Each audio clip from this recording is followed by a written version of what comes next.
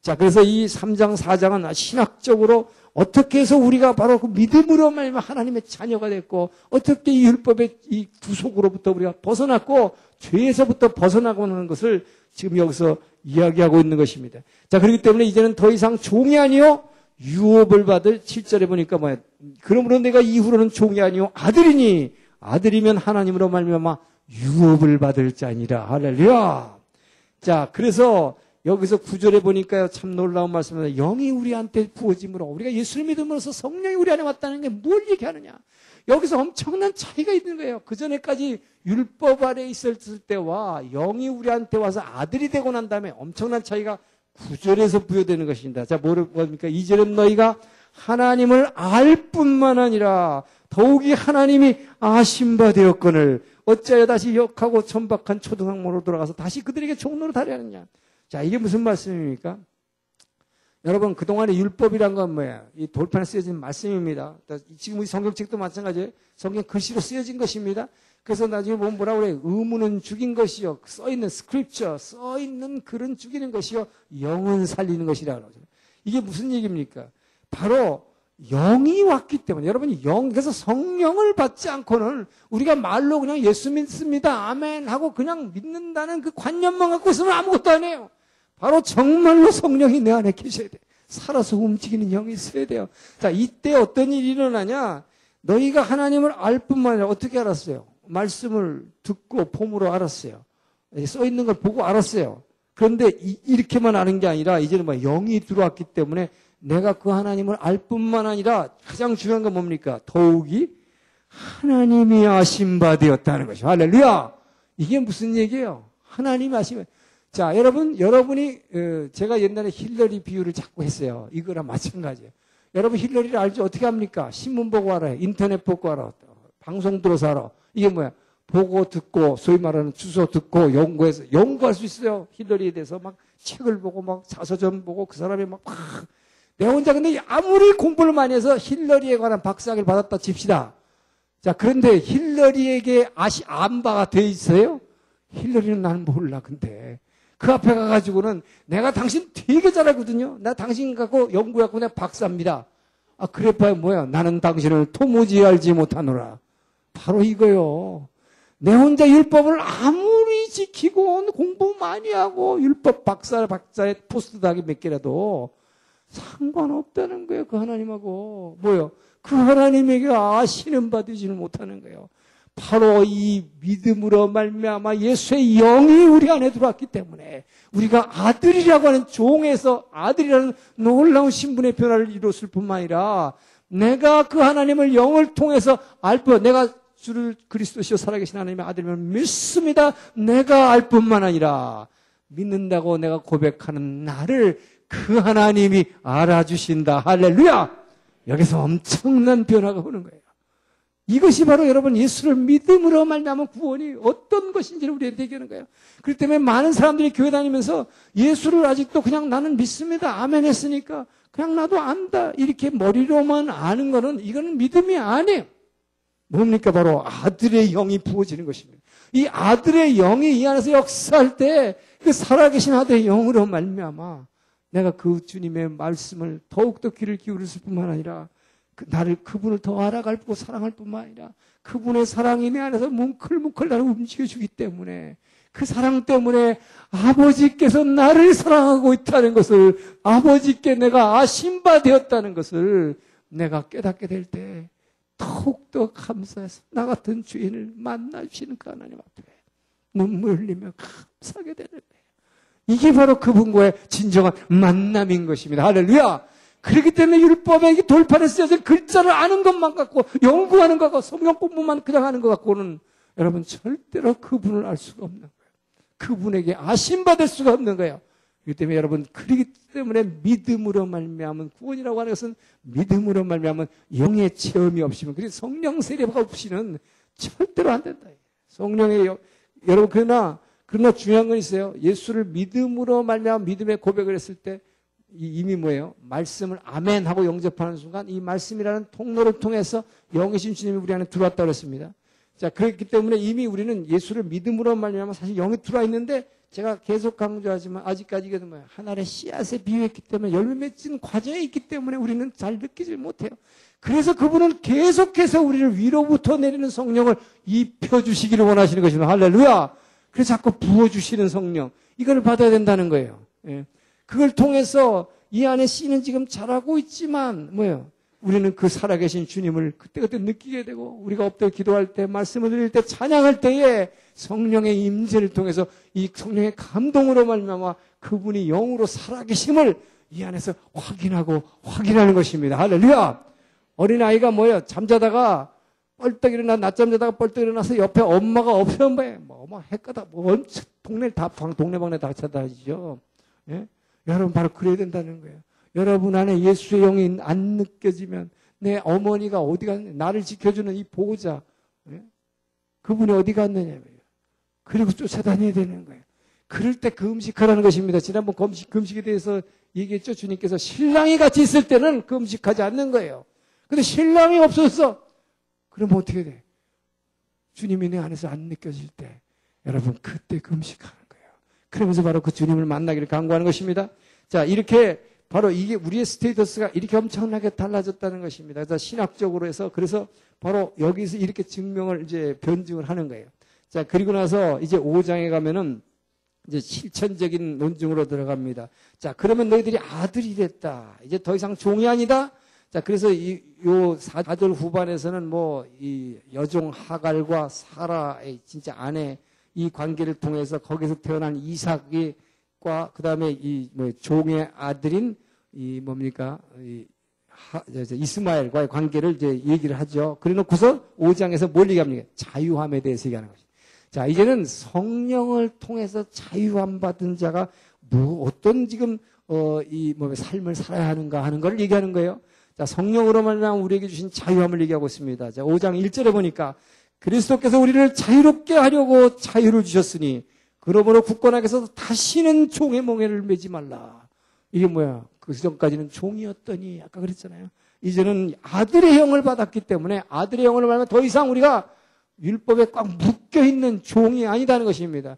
이제 여러분 그렇기 때문에 이게 뭐냐? 율법은 우리를 묶고 있는 거예요. 이게 서클을 그려줘서 여기 벗어나지 말라는 거예요. 그러니까 뭡니까? 이게 깝깝해요. 답답해요. 그렇기 때문에 종 같아.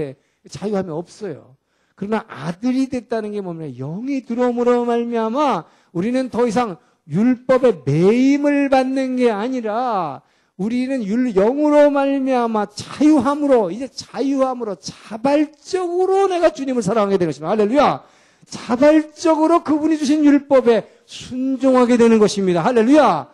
바로 이게 율법으로서 순종하는 게 아니라 이미 주신 그 말씀에 이제는 주의 영이 이 아들의 영이 그 말씀을 따라가게끔 나를 인도하는 것이다. 할렐루야. 이것이 변화예요. 이것이 변화. 이것이 이제 나중에 로마서에 가면 좀 더 자세하게 변증이 됩니다. 어떻게 구체적으로 이 변화가 일어나는지를 더 자세히 얘기해. 자, 근데 지금 5장에서 그래서 뭘 얘기하냐? 이제는 다시 종의 멍에를 매지 말라. 너 이제는 이제 자유함 얻었다. 자, 그래서 갈라디아 5장 1절을 뭐라고 얘기하냐면 영적인 독립선언문이다. 그래요. 이 그리스도인의 영적인 독립선언입니다. 더 이상 이제는 우리는 율법에 매여서 율법을 지키려고 예를 들어서 말이에요. 새벽 기도를 해야 한다. 만약에 성경에 그런 말 써 있어요? 없어요. 예. 그런데 이거를 해야 한다라는 율법으로 생각하면 뭐예요? 이거 안 지키면 막 큰일 날 것 같아. 그렇게 해서 하려고 하면 우리가 지킬 수 있습니까? 안 되잖아요. 바로 그 얘기하는 거예요. 이것을 율법으로 지키려고 그러면 우리는 못한다는 것이에요. 율법을 지키려면 지켜보라. 그러나 율법은 처음에 지키라고 준 것입니다. 서클을 그려준 거예요. 근데 이걸 다 해봐라. 근데 아무도 이걸 못 지켜. 결국은 뭐야? 이 원안에 있지 않고 다 한 번씩은 바깥으로 튀어나간다 이 말이에요. 예. 그런데 뭐요? 이제 영이 들어오니까 더 이상 율법적으로, 그래서 율법적으로 하는 게 아니라 뭐예요? 그냥 그 주의 영이 그 주의 사랑 때문에 그 영은 사랑을 내 안에 느끼게 하기 때문에 그 주님 사랑 때문에 내가 그냥 이끌려서 나가는 거지. 그러니까 피곤하지만 새벽에 일어나는 거예요. 그냥 정말 몸이 일어도 힘들 때가 있어요. 그러나 일어나는 거 왜요? 주의 영의 이끌림을 받는 것입니다. 할렐루야. 이 아들의 영인 사랑의 영에 의해서 내가 그 사랑하는 영에 의해서 이끌림을 받아요. 오늘도 나를 사랑하시는 그 주님을 만나지 않고는 내가 어떻게 오늘 하루를 이기며 살 수 있을까? 그렇기 때문에 그 주의 영에 의지하기 위해서 그 사랑의 힘을 받기 위해서 또 일어나고 그분 앞에 또 엎드리는 것입니다. 할렐루야! 자, 그러면서 이제 이 5장에서는 이 5장 초반에서는 뭘 얘기하느냐? 바로 이 율법주의에 대해서는 대항하라는 거예요. 율법주의가 되면 안 된다는 거예요. 자, 그래서 4절에 보니까 뭐랍니까? 율법 안에서 의롭다함을 얻으려 하는 너희는 그리스도에게서 끊어진 거예요. 은혜에서 멀어집니다, 오히려. 율법으로 지키려고 그러면 내가 자꾸 못하니까 뭐예요? 이거 자꾸 못하네, 안 되네 하면서 뭐예요? 아예 버려버리려고 그래. 그러니까 멀어져요, 오히려. 율법에서, 말씀에서 멀어지 거꾸로. 그래서 그리스도에게 끊어진다고 그랬어요. 은혜에서 떨어지게 되는 거예요. 그렇기 때문에 우리가 성령으로 믿음을 따라 의의 소망을 기다리노니. 자, 그래서 6절에 뭐라 합니까? 그리스도 예수 안에서는 할례나 무할례나 이런 겉으로 하는 이런 육체적으로 겉으로 하는 건 아무 효력이 없지만 사랑으로서 역사는 믿음뿐이라. 할렐루야! 바로 사랑, 영이라고 하는 성령은 바로 우리에게 사랑을 주시는 영이다. 할렐루야! 그렇기 때문에 이제는 우리는 이 율법주의로 하는 게 아니라 하나님의 영으로, 즉 사랑 때문에 이끌려서 율법을 지키는 자로 변화됐다. 그래서 율법주의가 되지 말고 영으로 말미암아 사랑으로 행하는 자가 되라 하는 것입니다. 자, 그래서 이 5장, 갈라디아 5장 굉장히 중요합니다. 우리에게 주시는 이 성령으로 말미암아 자유함, 아들의 영을 주심으로 말미암아 더 이상 종이 아니라 아들의 영으로 자유함을 주셨다. 자, 이 자유함이라고 하는 것은 율법주의로부터의 자유함이 있지만 또 한 측면, 다른 측면을 얘기하고 있습니다. 자, 많은 사람들이 오늘 착각하고 있는 거예요. 13절 보십시오. 우리가 잘 아는 것입니다. 자, 여기서는 뭘 얘기하느냐? 형제들아, 너희가 자유를 위하여 부르심을 입었으나 그러나 그 자유로 육체의 기회를 삼지 말고 오직 사랑으로 서로 종노릇하라. 할렐루야. 자, 그러면서 뭐랍니까? 여러분, 우리가 자유를 위해서 부르심을 받았습니다. 근데 이 자유를 육체의 기회를 삼는 자들이 있다는 거예요. 이게 뭡니까? 이 예수를 믿음으로 말미암아 성령이 우리 안에 들어옴으로써 이제 뭐예요? 죄로부터 자유, 율법으로부터 자유함을 줬다 그러니까 이게 이제 난 자유함 얻었네. 완샷으로 그냥 아멘 한마디로 함으로 그냥 완전히 다 이뤘노라 그랬네, 예수님이. 그러니까 뭐야? 나는 이제 죄가 없네. 그러니까 어떻게 해요? 이 자유함을 위해서 부르심을 받았는데 이 자유로 육체의 기회를 삼는 거야. 그러니까 뭐야? 멋대로 죄 짓는 거야, 이제부터. 예? 이게 오늘날 박옥수 이단입니다. 예수님이 십자가에서 뭐예요?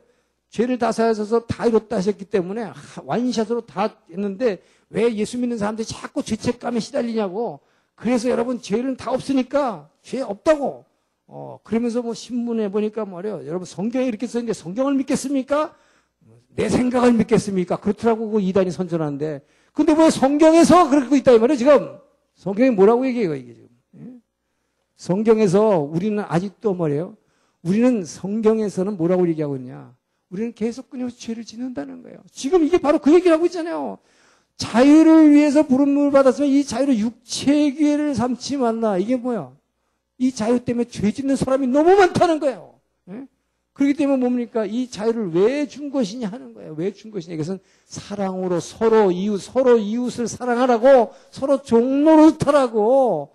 그래서 자유함, 죄에서 자유함, 죄에서 자유를 얻게 하면 보혈의 능력을 왜 주셨느냐? 여러분, 죄의식에 눌려 있으면요, 죄에 눌려 있는 사람도 되면 확 눌려 있습니다. 이 죄에 갇힌 자, 포로된 자는 절대로 다른 사람을 생각할 수가 없어요. 내 이웃을 바라볼 수가 없어요. 이웃을 어떻게 사랑해요? 내가 지금 죽을 징인데 죄의식 때문에 막 죽음의 영이 나를 확 누르고 있는데 어떻게 이웃을 사랑하고 이웃의 어려운 것을 내가 쳐다보고 절대로 못합니다. 그렇기 때문에 죄에서 자유함을 주신 거. 할렐루야. 바로 이 죄에서 자유함. 형제들아, 너희가 자유를 위해서 부르심을 받았으나 영을 부어주신 것은 성령으로 말하면 우리가 아들의 영을 통해서 사랑으로 자유함을 얻게 한 것은, 율법의 쇠사슬로부터 끊어준 것은 이것으로 말미암아 육체의 기회를 삼으러 준 것이 아니라 뭐야? 오직 사랑으로 서로 종노릇하라고. 할렐루야. 바로 우리에게 주어진 이 자유함이라는 것을 어떻게 사용? 그래서 뭡니까? 여기서 뭘 얘기하는 거예요? 바로 이걸 신학적으로 해보면 자유와 방임을 구별하라는 것입니다. 너희가 자유 방임하라고, 방종하라고 이 죄로부터 자유를 준 것이 절대로 아니다. 이 죄에서 너희를 구원하는 것은 이 그 사랑으로 말미암아 이 자유함을 가지고 이제 너희가 스스로 선택해서 이웃을 사랑하는 데 쓰라고 이 자유함을 준 것이다. 할렐루야. 바로 여러분 이 자유함을 얻은 자만이 그 주님의 성령으로 말미암아 우리가 엎드려 기도할 때 말씀을 볼 때 주의 사랑이 안에서 나를 넘쳐나는 그 사랑 때문에 이 사랑이 폭발할 것 같아서 여러분 그 사랑을 받은 자가 느낀 자가 아침 하루를 출발하면서 누구를 만나는 자마다 옆에 보이는 자마다 뭐야? 사랑을 나눠주기 시작하는 거예요. 그렇기 때문에 바로 그 사랑을 나눠주는 자 되라고 우리가 죄에서 자유함 받은 것이지 죄에서 자유함 받았다고 이거 갖고 계속 죄질하는 것이 아니라는 것입니다. 제가 새벽형 크리스찬에 고백한 게 그거예요. 저는 모태신앙으로서 예수를 어렸을 때부터 믿었고 뭐 주일날 온갖 섬기고 무슨 11조 내고 다 하면서도 불구하고 맨날 술 먹고 다녔어요. 매일 술 먹고 다니면서 죄책감을 느끼지 않았어요. 저는 술 먹고 다니면서 어떤 날 하루는요 술을 새벽까지 먹고서 한 두세 시에 먹고 나오다가 한 번은 강남에 이 소위 말하는 룸사롱들이 그게 주로 뭐예요? 거기 상가들이 많이 있어요. 거기서 이제 눈이 계신 불에 해가 이렇게 나오는데 상가니까 거기 상가 교회가 있는 거예요. 거기 십자가가 눈에 딱 들어오더라고요. 그 순간 제 마음속에 팍 무슨 질문이 오냐면 네가 예수 믿는 사람이냐? 딱 그런 거예요. 저는 속으로 어렸을 때부터 나는 구원의 확신은 분명히 있거든요. 나는 예수를 아멘 주는 믿습니다. 주는 그리스도시요 살아계신 하나님의 아들을 믿습니다. 주님이 나의 죄를 십자가에서 그냥 완샷으로 완전히 해결했습니다. 나는 그 분명히 확신이 있거든. 그러니까 뭐 십자가를 탁 대면하면서 나에게 딱 그 질문이 올 때 아주 당당하게 나는 하나님의 아들입니다. 라는 고백을 그냥 하는 거예요. 그런데 뭐냐? 너 근데 예수 믿는다고 하나님의 아들 된 자가 그렇게 맨날 술 퍼먹고 죄 짓고 다녀도 되는 거야? 그렇게 질문이 딱 나오더라고요. 그러니까 움찔하는 마음은 들더라고요. 양심은 좀 있어가지고. 그래서 글쎄 뭔가 이렇게 살면 되는 거, 안 되는 것 같긴 한데, 안 되는 것 같긴 한데, 그런데 갑자기 그 질문이 또 뭐가 나오냐면 너 이렇게 예수 믿고 다닌 예수 믿는 자가 매일 이렇게 술 먹고 여러분 뻔한 얘기지만 남자들이 맨날 술 먹으면 어떻게 돼? 결국은 죄 짓게 돼 있어요. 그래서 술을 먹지 말라는 거예요. 뭐 술을 먹는 자체가 죄가 아니라 술 먹으면 죄 짓게 돼 있기 때문에. 자, 그런데 그 순간에 제가 모태신앙이니까 어려서부터 배운 게 막 생각나는 거예요. 뭐예요? 나는 예수를 믿었기 때문에 나는 분명히 구원받기 때문에 절대로 지옥에는 안 간다. 할렐루야. 천국 가는 천당 가는 구성 열차 예매는 확실하게 해놨어요. 나는 이 열차표 갖고 있어요. 그러니까 나는 예수를 믿음으로 구원받는다고 그랬지 내가 행동을 어떻게 하든 간에 난 천국 가게 돼 있으니까 그 믿음 하나는 막 확까지 돌멩이더라고요. 그러니까는 여러분 어떻게 돼요? 회개를 할 수가 없는 거야 이게. 회개를 할 수가 없는 거야. 이게 천당 가는 열차표만 갖고 있으면 되는 거지 뭐 내가 어떻게 살다 무슨 상관 있어. 예수님 십자가에서 다 해결해 줬는데. 그렇잖아요. 자, 그렇게 되니, 근데 제가 양심에 양심이 조금 있더라고요. 근데 가만히 생각해보니까, 글쎄, 맞아. 분명히 나 같은 자도 천국은 가긴 갈 거야. 왜? 성경에 그렇게 써 있으니까. 또 그렇게 들어왔으니까. 그런데 문제는 천당은 가긴 가는데 가끔 어쩌다가 뭐 어떤 천국 갔다 왔다는 지옥 갔다 왔다는 사람들 간증 들어보면 가가지고 뭐예요? 무슨 들어가긴 들어가는데 막 턱걸이 해가지고 큰지 문간에 들어가가지고 뭐 남들은 막 성 같은 데 사는데 나는 개털 모자 쓰고 개구멍 속에 이러고 뭐 그런 간증 들었기 때문에 그 소위 부끄러운 구원이다. 나는 그냥 부끄러운 구원을 받긴 받겠구나. 근데 그러다가도 또 생각해 보니까 에라 뭐 서울대학에 턱걸이라서 들어갔든 뭐 뒷구멍으로 들어갔든 들어가기만 하면 됐지 뭐. 그러니까 회개가 하나도 안 되더라. 그러니까 뭐예요? 지금 여기 13절이 맨날 저한테 적용되는 거예요. 형제들아 너희가 자유를 위하여 부르심을 받았으나 이것을 자유를 육체의 기회로 삼지 마라. 제가 이걸 맨날 육체의 기회로 삼았어요. 그래서 제가 얼마나 여러분 새벽경 크리스찬에서 고백을 했지만 제가 제 아내가 불교 신자였는데 저 때문에 제가 집사하고 결혼하는 바람에 저 때문에 별로 좋아하지도 않으면서 그냥 교회를 따라다녀줬는데 제가 제 아내를 얼마나 시험 들게 한 줄 알아요? 제가 모태신앙이기 때문에 아주 좋은 유산 하나 있었는데 그게 뭐예요? 집 밖에 갔다 들어오면 잠자기 전에 꼭 베갯머리에서 무릎 꿇고 기도하는 습관. 이게 근데 미치는 거예요. 그냥 늦게 왔으면 그냥 잠이나 자버리지. 제 아내가 보기에는 뭐야, 저 가증스러운 인간이 도대체 또 뭐 한다고 무릎 꿇고 와서 춤을 추고 매일같이 하는 거야, 매일같이 이것도. 예? 그러니까 저보러 무슨 얘기냐고 무슨 얘기하겠어요. 예? 그래, 여러분, 그렇게 살다가도 주님께서 결국은 한번 콱 찌시니까, 결국은 깨닫게 하시더라고요. 할렐루야. 그 주님을 그렇게 깨달을 때까지, 그 예수의 영이 나를 이 안에서 우릴 때까지 우리는 모르고 지내는 거예요. 성경을 많이 들었어도, 설교를 그렇게 많이 들었어도, 어떻게 믿는 건지, 예수 믿고 나서 어떻게 살아야 되는 건지, 주님이 나를 어떻게 살기를 원하시는지, 이거를 모르니까 예수 믿는다 그러면서 지멋대로 행하고 사는 거예요. 이 자유로 육체의 기회를 삼고 사는 것입니다. 자, 그래서 바로 여기서 5장에서 지금 사도 바울은 중요한 얘기를 하는 것입니다. 자, 그 18절 이후로 보면 어떻게 됩니까? 바로 그래서 여기서 17절에 육체의 소욕은 성령을 거스리고 성령은 육체를 거스리라니 이 둘이 서로 대적함으로 너희가 원하는 것을, 너희 몸이 원하는 것을 하지 못하게 하려는 것입니다. 할렐루야! 그렇기 때문에 우리의 이 성령과 육체의 소욕은 서로 계속 싸우는 것입니다. 이제 이게 로마서 7장에 가면 구체적으로 나오는데 이 싸움이 우리 안에 계속 있어야 되는 거예요. 이 투쟁이 있는 것입니다. 이것이 성화의 과정에서 우리 안에 있는 거예요. 이 둘이 계속 대적하므로써 성령이 원하는 것을 육체가 못하게 하고 육체가 하려고 하는 것을 성령이 못하게 하고 계속 이 싸움. 그래서 이 싸움이 영적 전쟁이라는 것입니다. 우리의 싸움은 영적 전쟁인 것입니다.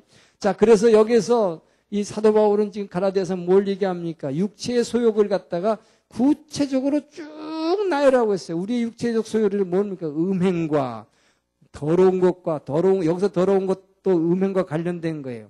그 다음에 호색과 우상숭배, 그 다음에 주술하는 거, 점치는 거, 원수 맺는 거, 분쟁하고 시기하고 분내는 거, 화 팍팍 내는 거, 당 짓는 거, 교회 안에서 분열시키는 거, 이단, 투기 질투를 얘기하는 것이다. 술 취함과 방탕함과, 자, 이런 것들이, 이런 게 육체가 원하는 것들이에요.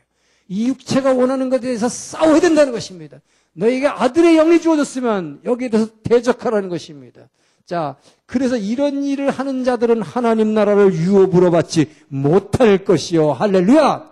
분명히 하시 바랍니다. 여러분, 교회 다니면서 지금 여기서 나오는 이런 일을 하고 다니는 자들, 이런 일을 하는 자들은 하나님 나라를 결코 유업으로 받지 못할 것이다.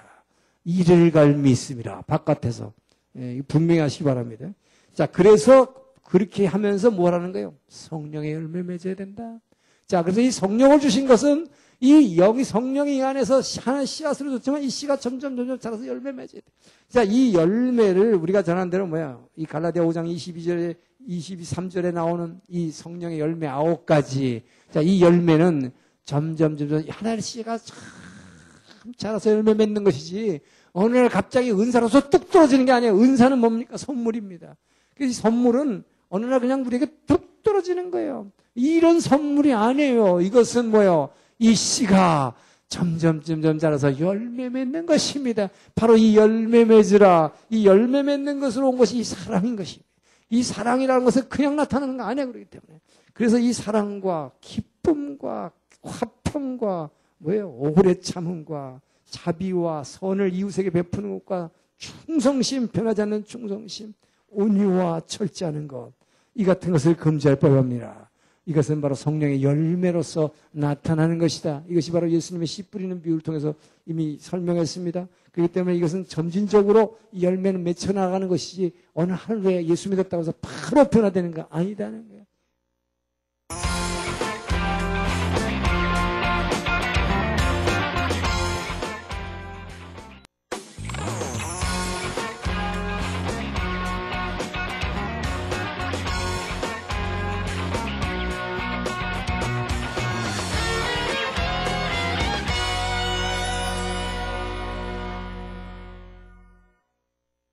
자, 이 열매는 점점 하나의 씨가 참 자라서 열매 맺는 것이지 어느 날 갑자기 은사로서 뚝 떨어지는 게 아니에요. 은사는 뭡니까? 선물입니다.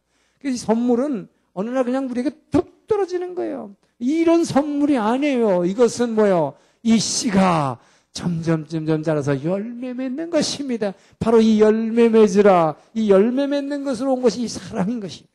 이 사랑이라는 것은 그냥 나타나는 거 아니야. 그렇기 때문에. 그래서 이 사랑과 기쁨과 화평과 오래 참음과 자비와 선을 이웃에게 베푸는 것과 충성심, 변하지 않는 충성심, 온유와 절제하는 것, 이 같은 것을 금지할 법합니다. 이것은 바로 성령의 열매로서 나타나는 것이다. 이것이 바로 예수님의 씨 뿌리는 비유를 통해서 이미 설명했습니다. 그렇기 때문에 이것은 점진적으로 이 열매는 맺혀나가는 것이지 어느 하루에 예수 믿었다고 해서 바로 변화되는 거 아니다는 거예요. 예. 자, 이것은 이제 구체적으로 로마서에서 다시 좀 보기로 하겠습니다. 자, 그래서 6장에서 결론입니다. 자, 결론 뭡니까? 자, 이제는 너희가 성령으로 말미암아 아들의 영을 받았으면 2절에 보니까 너희가 서로 짐을 서로 지라. 이게 뭐예요? 서로 사랑하라는 거예요. 그렇기 때문에 여러분 이 갈라디아 아까 5장 14절에 보면요. 온 율법은 성경 구절 한마디로 딱 줄일 수 있다. 율법, 성경 구약 39권을 한마디로 줄일 수 있다. 14절에 뭐라고 그랬어요? 5장 10절에. 온 율법은 자, 내 이웃 사랑하기를 내 자신같이 하라 하신 한 말씀에서 이루어졌나니. 할렐루야. 여러분 그렇기 때문에 우리가 처음에 예수님의 두 가지 큰 계명은 첫째는 하나님을 마음을 다하고 목숨을 다하고 뜻을 다해 사랑하는 거야. 둘째가 내 이웃을 내 몸과 같이 사랑하는 거예요. 근데 내 이웃을 내 몸과 같이 사랑하는 이것을 이 말씀 하나에 뭐가 다 이르다. 모든 율법이 한마디로 귀결된다는 것입니다. 왜? 하나님을 진짜로 사랑하는 사람은 이 이웃에게 그 사랑을 나타나지 않고는 견딜 수가 없기 때문에 이 말 한마디로 다 되는 거다 이 말이에요. 자, 그래서 결론은 뭐냐? 너희가 성령을 받았으면, 예수를 진짜 믿었으면, 영이 너 안에 아들의 영이 있다면 서로가 너희는 짐을 지라. 여러분 예수 믿습니까? 예수의 영이 여러분 안에 살아계십니까? 아들의 영이 있음을 믿습니까? 그런데 내 주변에 여러분이 알고 있는 누군가가 지금 돈이 없어서 아들 학비를 못 내고 있고, 돈이 없어서 병원비를 못 내고 있고, 굉장히 힘들어하고 있는 걸 알면서 그 짐을 함께 나눠주려고 하지 않고 나만 배부르고 나는 돈 더 벌고 더 저축하려고 주식 투자하면서 여러분 그걸 나눠줍니까? 서로 짐을 지시길 주의 이름으로 축원합니다. 이것이 바로 성령을 받은 자의 의무요, 우리의 삶이라고 주님께서 가르쳐 주시는 거예요. 우리는 서로의 짐을 나눠질 하나님의 자녀로서의 의무가 있는 것입니다. 이것을 의무라 그러면 또 율법이 돼요. 바로 성령은 영이 우리 안에 들어와서 아들의 영이, 그 사랑의 영이 움직이면 그 사랑 때문에 그 이웃에게 그 사랑을 나타내지 않고는 견딜 수 없는 마음, 이 마음이 여러분의 역사하기를 주님 축원합니다. 자, 그리고 6절에서 뭐라고 그래요? 가르침을 받는 자는 말씀을 가르치는 자와 모든 좋은 것을 함께하라. 여러분이 섬기는 교회 목사님들, 여러분 목사님들에게 정말 이 하나님의 말씀에 대해서 가르침을 받았으면 모든 좋은 것을 나눠 가지라는 것입니다. 여러분은 말씀을 듣기만 하고 배우기만 하고 은혜를 받기만 하고, 많은 사람들이 그렇더라고요. 지금 미국에서 어떤 유명한 그 목사님이 있는데 그분도 굉장한 사역을 많이 하시는데 그렇게 힘들어 하시는데 보면은 그분이 집회만 하면요 사람들이 군대같이 몰려들어요. 엄청나요. 예. 그런데 참으로 놀라운 것은 그분의 메일을 보고 있으면 참 너무나 안타까운 것이, 그렇게 많은 사람들이 그분 쫓아다니면서 은혜를 받으려고 쫓아다니는데 막상 그분에게 이 재정적으로 그렇게 도움을 주는 사람은 별로 많지 않다는 거예요. 구름대같이 많은 사람들이 쫓아다니지만 참 그거 보면요 얼마나 안타까운지 몰라요. 정말 여러분들은, 여기 앉아있는 여러분들 최소한 가르침을 받는 자는 말씀은 가르치는 자와 모든 좋은 것을 나누시기를 주의 이름 축원합니다. 여러분 목사님 잘 섬기세요. 내가 은혜를 받았으면 그 은혜를 받은 대로 다른 것으로 사랑하라고 하는 것입니다. 자, 그래서 8절에 뭐라고 그랬어요? 자기 육체를 위해 심는 자는 육체로부터 썩어질 것을 거두고 성령을 위해 심는 자는 성령으로부터 영생을 거두리라. 아멘. 이게 갈라디아서의 결론이에요. 육체를 위해서 심는 자, 이게 뭡니까 여러분? 예수 믿는다 그러면서도 육체를 위해서 심는 자들이 많아요. 예수 믿는다 그러면서도 제가 전에도 얘기했지만 맨날 아침에 일어나면 새벽 기도는 안 가고 조깅하고 꼭 피트니스 센터는 아주 한 번도 빠짐없이 가. 예? 골프 연습장은 열심히 가 새벽에. 그러면서 새벽 기도는 안 해. 예배는 안 드려. 이게 뭐예요? 자기 육체를 위해서 계속 신고 앉았어요. 그럼 뭘 거둬요 결국? 육체로부터 썩어질 걸 거둬요. 성령을 위해서 심는 자는 성령으로부터 영생을 거두리라. 할렐루야! 여러분 요한복음 3장 16절 말씀 분명히 아시기 바랍니다. 하나님이 세상을 이처럼 사랑한 독생자를 주셨으니 누구든지 저를 믿으면 멸망하지 않고 영생을 얻는다. 여러분 이 영생이 아멘 했으니까 영생 그냥 뚝 떨어진다는 거 아닙니다. 지금 이 영생이 어떻게 해서 얻어진다고 그랬어요.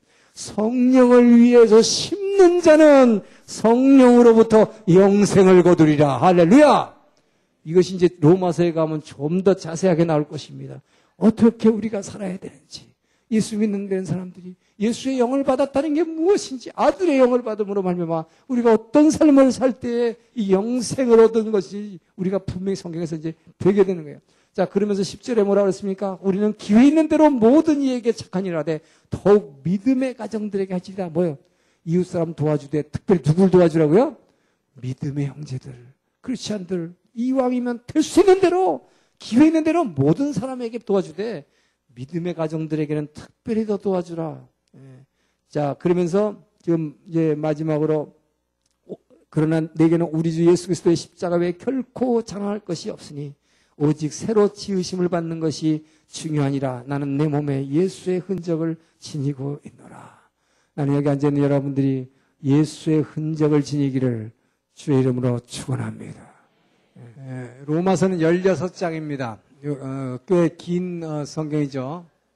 자, 로마서는 16장으로 되어 있는데, 이 로마서의 주제, 이 로마서의 배경은 이미 이제 설명을 드렸고요. 로마서의 배경은 바로 뭡니까? 이제 고린도에 있으면서 3차 전도 여행 후에 로마를 거쳐서 서바나 땅끝까지 전도를 해야 되기 때문에 서바나까지 가는데 이 로마 교회가 자기를 재정적으로, 특히 재정적인 게 들어가 있어요. 자기를 일로 보내달라는 것입니다. 도와달라는 거예요. 그러려니까 로마 교회는 자기가 개척한 교회가 아니죠. 이 예루살렘에서 마가의 다락방에서 기도할 때에 그 당시에 이 방언할 때문에 로마에서 온 성도들도 있다 그래서 여러 전 세계에서 디아스포라 유대인들이 와서 이 마가의 다락방에서 성령 체험하고 베드로의 설교를 듣고서 예수 믿은 사람들이 가서 자발적으로 세운 교회로 알려져 있습니다. 로마 교회는. 그렇기 때문에 로마 교회에다가 편지를 쓰면서 땅끝까지 전도를 도와달라는 것, 첫째. 그다음에 로마서를 쓴 목적이죠. 두 번째는 뭡니까? 이 사도들이 이 개척한 교회가 아니기 때문에, 자발적으로 생겨난 교회이기 때문에, 그러나 세계 당시에 수도 아니에요. 세계 제국의 수도입니다.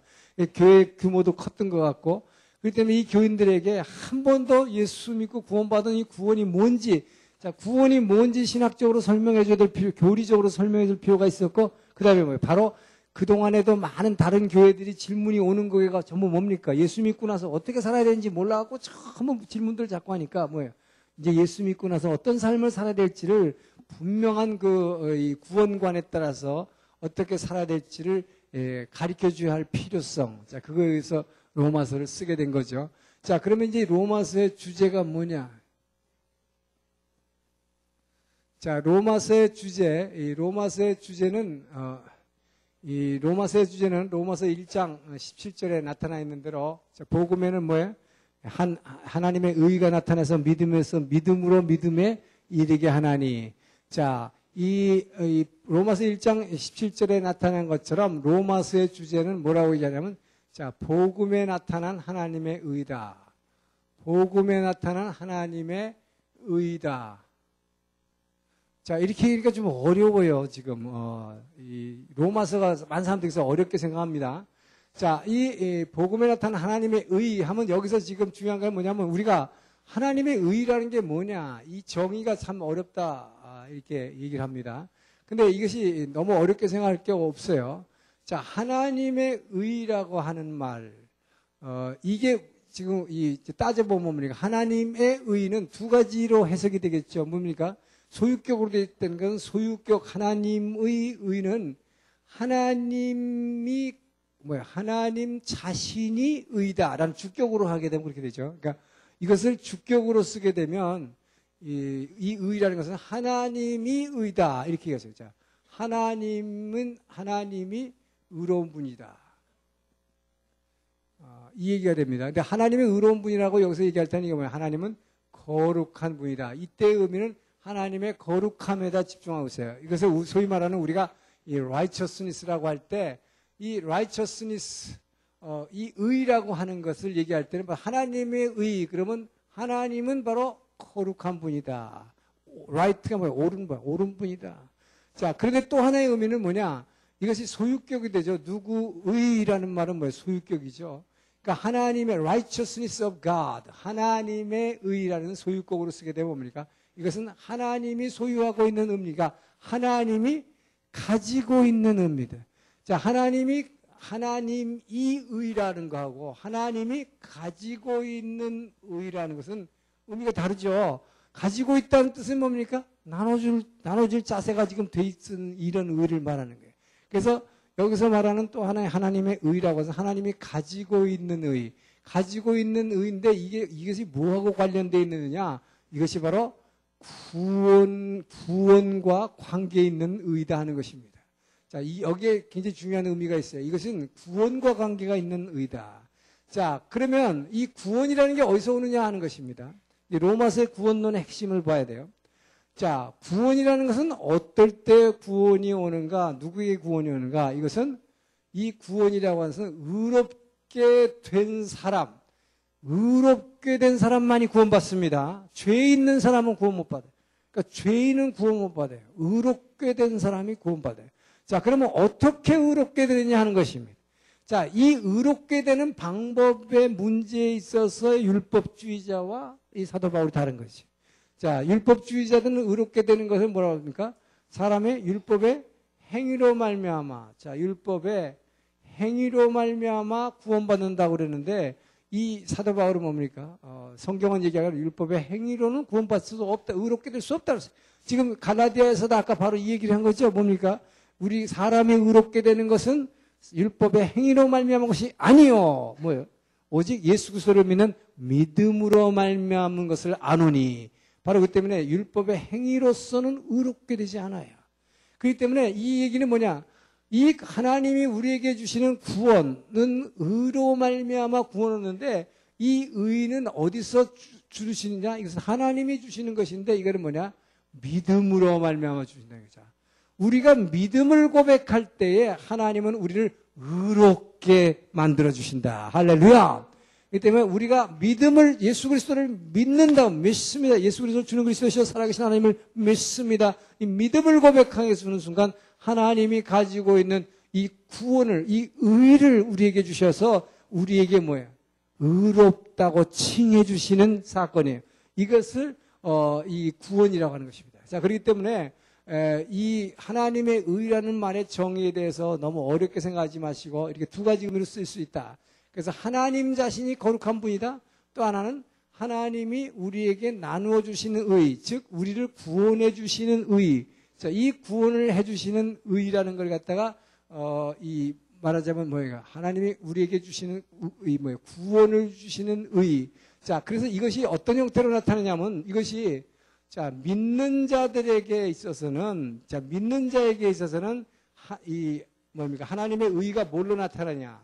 하나님의 의, righteousness, 정의, 공의. 자, 이 하나님의 의는 믿는 자에게는 뭘로 나타나냐? 하나님의 의는 믿는 자에게 있어서는 바로 사랑과 은혜와 축복으로 나타나는 것입니다.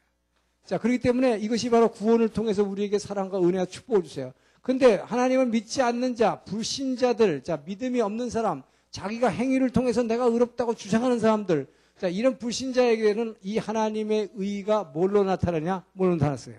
심판으로 나타나는 것입니다. 자, 그렇기 때문에 바로 이것이 믿음으로 말미암아 우리에게 주어지는 의라고 하는 것입니다.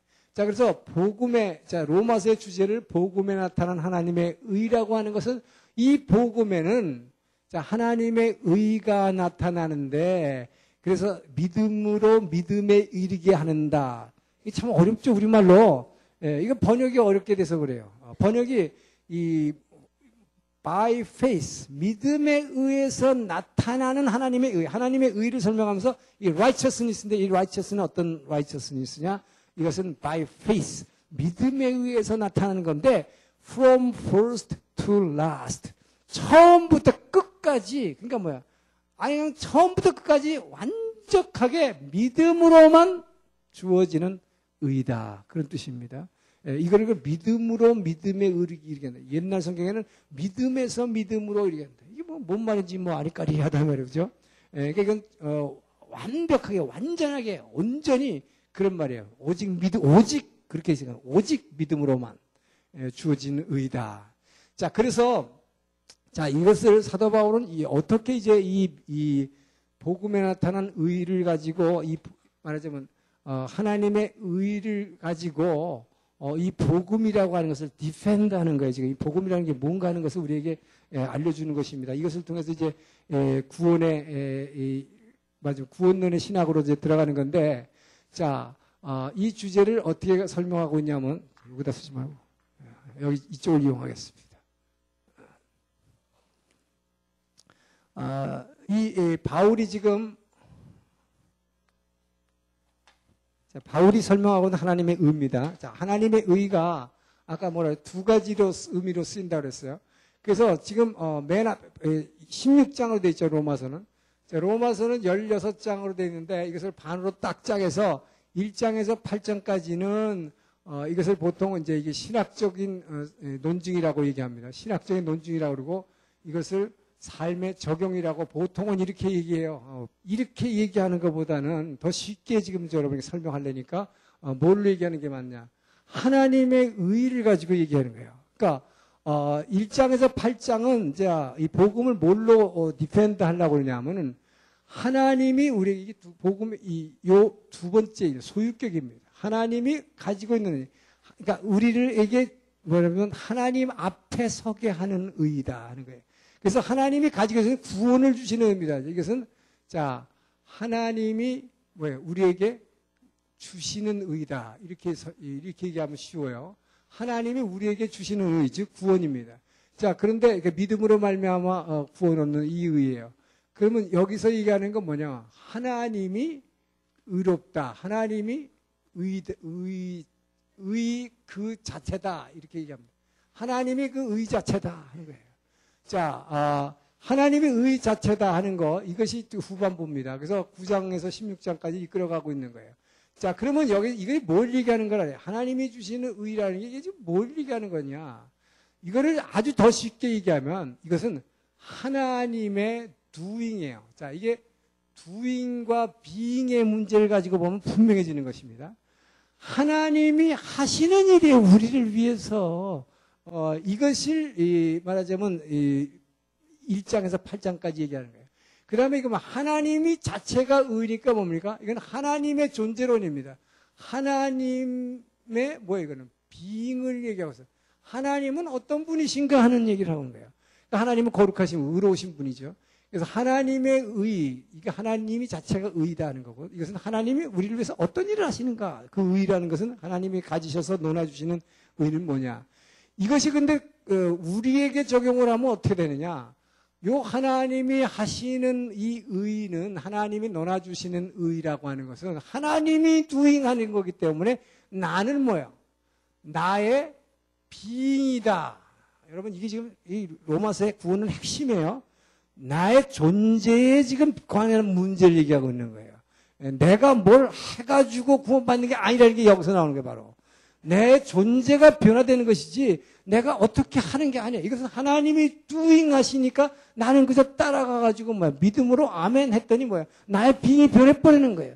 이걸 얘기하고 있는 거예요. 내가 무슨 짓을 해가지고 구원받는 거 아니라 이 말이에요. 그런데 여기는 하나님이 거룩하신 분이 하나님의 존재가. 그러니 그분 앞에 너희들이 섰을 때 어떻게 해라? 너희들이 거룩한 행동을 해라 하는 거예요. 요거의 차이입니다. 이것이 그러니까 이 하나님의 being은 나의 doing이다. 이렇게 이해하시면 로마서가 아주 쉬워져요.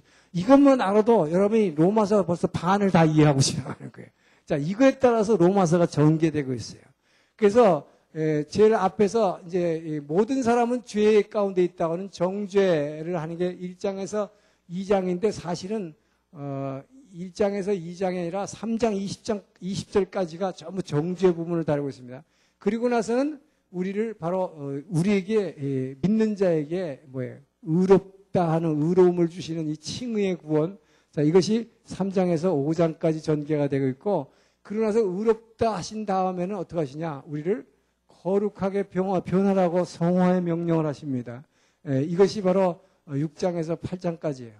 그래서 이것을 보니까 우리는 모두 죄 가운데 있는데 우리를 믿음 있는 자에게 의롭다 하시는 칭의의 구원을 주셔서 자녀 삼으시고 이제 우리에게 거룩하게 변화하라는 명령을 하시는데 이것도 내가 하는 것 같지만 하나님이 하시는 일이다. 그 얘기입니다. 이걸 잘 아셔야 돼요. 자, 그리고 나서는 이제 하나님이 거룩하니 그 하나님이 의다. 하나님이 의니까 그분 앞에서 너희들은 이렇게 해라 하는 거예요. 그런데 제일 먼저는 하나님이 의라고 하는 것을 먼저 얘기하려고 9장에서 11장까지는 뭘 얘기하고 있냐. 이 유대인들, 바로 하나님의 선민이라고 하는 유대인은 어떻게 구원받고 그 다음에 이방인들은 어떻게 구원받는지 유대인과 이방인의 구원 문제를 여기서 하나님이 얼마나 정말 의로운 분인가, 공평하신 분인가, 거룩하신 분인가, 유대인과 이방인을 구원하는 방법을 보면 너희가 알 것이다. 먼저 그걸 보여주는 거예요. 자, 그리고 나서 그리스도인들의 삶을 여기서 얘기하고 있습니다. 자, 그리스도인은 어떤 삶을 살아야 할 것인가? 이것이 12장, 13장에 얘기를 하고 있어요. 자, 그리고 나서 마지막으로 이제 교회들, 이 교회가 해야 할 일들입니다. 이것이 14장에서 마지막 장까지 이렇게 전개를 하고 있습니다. 자, 그래서 우리가 로마서의 구조, 요것만 탁 알아도 벌써, 로마서가 이런 말을 하고 있구나. 나보러 어떻게 살라고 하는 것이구나. 로마서는 내게 어떻게 거룩함을 입으라고 하는구나. 자, 우리는 이것을 잡을 수가 있는 것입니다. 자, 그래서 이제 이 관점을 가지고 이제 성경을 가지고 우리가 들어가겠습니다. 자, 로마서 1장 들어갑니다. 자, 로마서 1장에서도 사도 바울은 자신이 사도됨을 먼저 얘기하고 있습니다. 사도로 택정받았는데 사도로 택정받은 목적이 뭐냐? 복음을 위해서 택정받았다. 이 복음과 이 사도 바울의 관계, 갈라디아서도 그렇고 로마서에도 그렇고 늘 뭐예요? 자기는 복음에 목숨을 건 사람이다. 이 내가 목숨을 걸라고 한 게 아니라 뭐예요? 우리 주 예수 그리스도께서 나를 그렇게 선택하셨다 하는 것을 먼저 선포하는 것입니다.